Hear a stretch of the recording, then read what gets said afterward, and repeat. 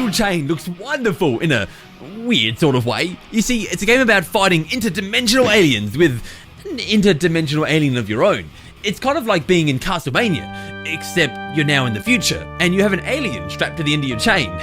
Sounds wonderful, looks wonderful, but I wasn't 100% on board. Well, that wasn't until now, because they showed some Treehouse footage 1 and a Treehouse footage 2 lots of Treehouse footage, and I've got to say, there was one thing in particular in the second part of the Treehouse footage that made me go, guys, this looks fantastic. Now, if you are already a much bigger Platinum fan than I am, you instantly go, Eric, I know it's the combat you're talking about. Of course, the combat is fantastic. That's what Platinum does. They make awesome combat-y games. And that's what this is again. The part that impressed me in particular was the boss battles. There's two that they show off. There's one against a giant hulking beast that has absolutely devastating attacks. And then there's one against a more humanoid-sized enemy that attacks are equally devastating, but much more maneuverable. After seeing this wondrous footage of what was going on here, I was just so keen to learn more. So I've decided to kind of compress the information that I learned down into something that hopefully is more easily digestible for you, and so that I can share with you what this game is and why I think it looks so great.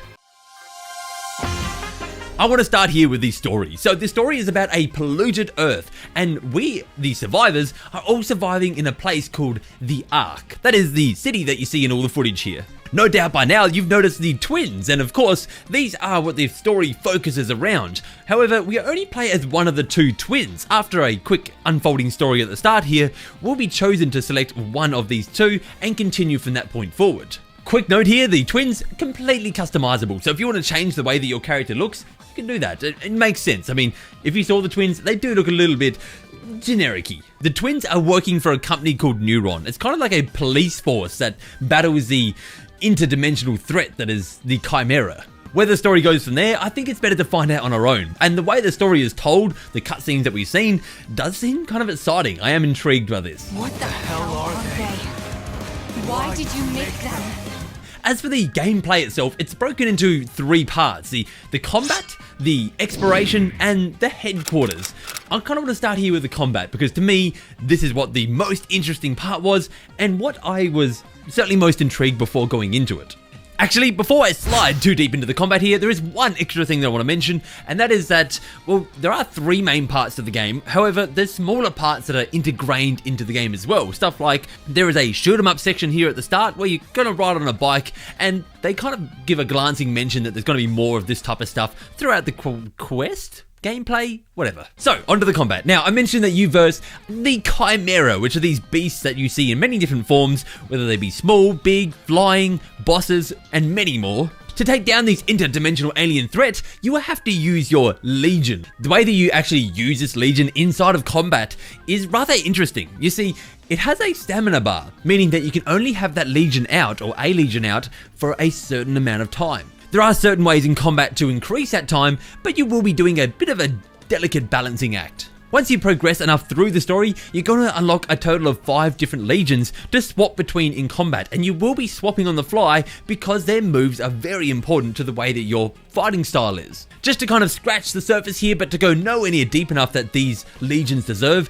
you have the sword one, which is kind of a melee damage dealer. You have an axe one, which is a bit more of a defensive one and can actually put a shield around you. There is a beast one for mobility on the battlefield. There's arm, which is almost like a suit of armor with increased mobility, and it kind of acts like a bit of a boxer.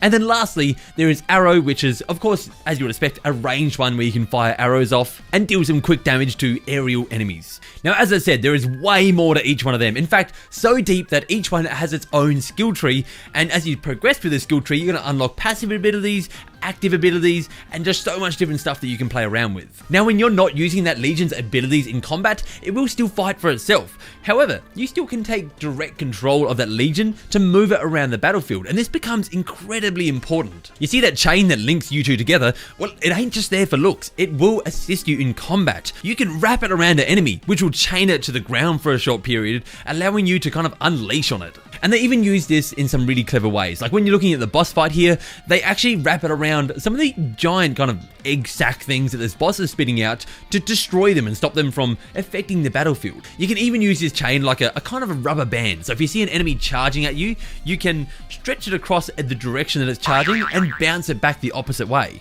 I won't go too much deeper into the combat here, but it does go deeper. There's things like finishing moves, and there's combos, so if you see a little glimmer come up, you can do a combo, and you can chain a lot of these together.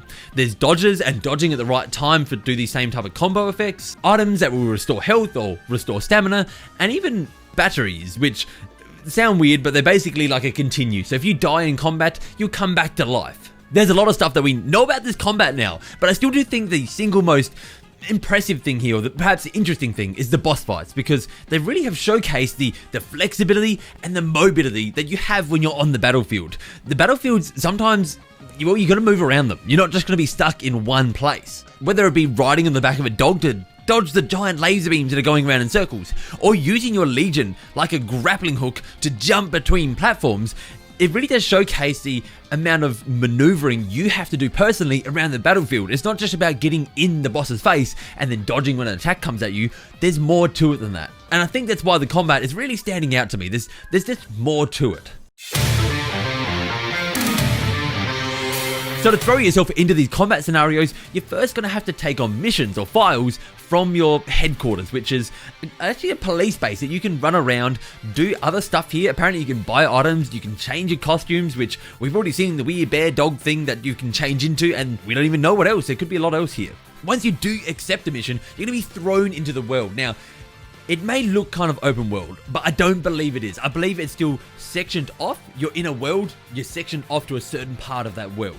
It doesn't look that linear, so when you get thrown in there, you can go off, and it seems to do like side quests and other stuff as you're exploring here. You can go pick up the trash if you want to. Literally, you can pick up the trash and throw it away.